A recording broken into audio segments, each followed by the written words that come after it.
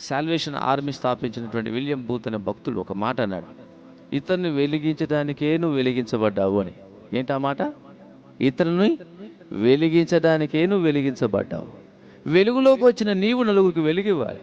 ప్రభు మనల్ని వెలిగించింది కొంచెం కింద మంచం కింద పెట్టడానికి కాదు, దీపస్తంభం మీద పెట్టి చూచేవారందరికీ కనపడాలని. ఆమె కనబడితే ఆ వెలుగు దగ్గరకు వస్తారు. సముద్ర ప్రయాణం చేసేవారు లైట్ హౌస్ని చూసే తమ ఏ దిశలో ఉన్నారో ఎక్కడ ఉన్నారో జాగ్రత్తగా ప్రయాణం చేస్తారు. వారు కనుక లైట్ హౌస్ కనపడలేదనుకోండి, వారు దారి తప్పి వాడు ఓడ బయటికి రావాల్సింది పోయి లోపలికి వెళ్ళి ఇంకా అంతకంతకు లోపలికి వెళ్ళి చనిపోతారు.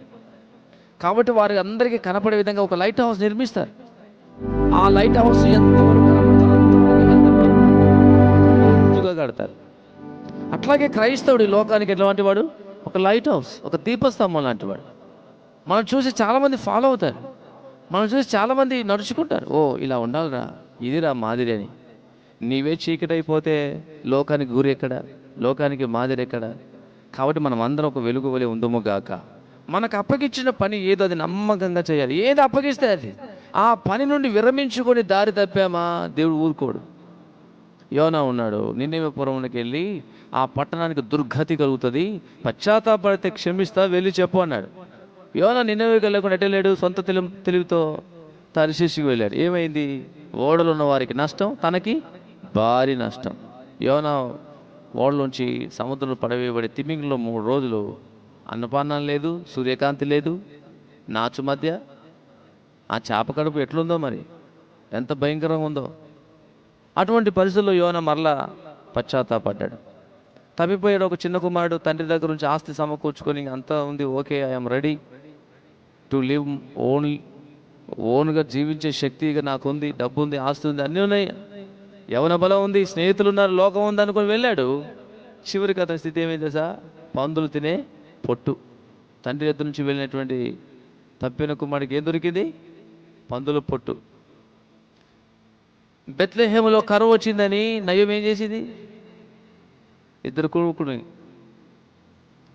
తీసుకొని మోయాబు దేశానికి వెళ్ళింది. భర్త చనిపోయాడు, కొడుకులు చనిపోయాడు. 3 బారిన చిట్టులాగా తిరిగి వచ్చింది. కష్టం వచ్చింది కదా అని దేవుని సన్ని విడిచిపెట్టకూడదు. సమస్య వచ్చింది కదా అని దేవుని సన్ని మానేయకూడదు. ఏదో ఆశ కలిగింది కదా అని సొంత చిత్తం చేయకూడదు. అలాగే చేస్తే నష్టమే. దేవునికి విరోధంగా రూపించబడే ఏ ఆయుధము వర్ధిలదు. ఆయనకి విరోధంగా వెళ్ళి మనం ఏమీ చేయలేం. సముద్రం ఎదురైంది, పెను తుఫాను లేచింది, గాలి వీచింది, ఓడ నావికు నడిపించగలిగినాడు, ఆ ఓడని అపసోపాలు పడ్డాడు. దేవుడే మనకు విరోధి అయితే, ఆయన సృష్టించిన ప్రకృతి మనకు విరోధం అయితే మనం సాగిపోలేం. మన ఆత్మీయ జీవితం అయినా ఏ జీవితం ఎవరైనా సరే సాఫీగా సాగాలంటే అన్ని సమకూర్చబడాలా. దేవుని స్తోత్రంగా గాక. హల్లెలూయా. మన జీవితం కూడా సముద్రంలో ఓడ ప్రయాణించినట్లే మన జీవితం కూడా ఈ లోక సాంద్రంలో ఏం చేస్తుంది? ప్రయాణిస్తుంది. మన గమ్యం సురక్షితంగా క్షేమంగా ఉండాలి అంటే ప్రభు మనకు సహాయం చేయాల్సిందే. దేవుడు మనకు అంచెలంచెలుగా అనుదినం అనుక్షణం మనకు సహాయం చేయాల్సిందే. ఆయన సహాయం చేయకపోతే ఈ జీవితాన్ని మనం కొనసాగించలేం. కాబట్టి దేవుడు మనకి ఇచ్చిన పని, పరుగు ఏదైతే ఉందో దాన్ని మనం ముగించాలి. హల్లెలూయా. పరుగు ముగించాలి. ఆయన అప్పగించిన పని నమ్మకంగా నెరవేర్చాలంటే మంచి పోరాటం పోరాడాలి.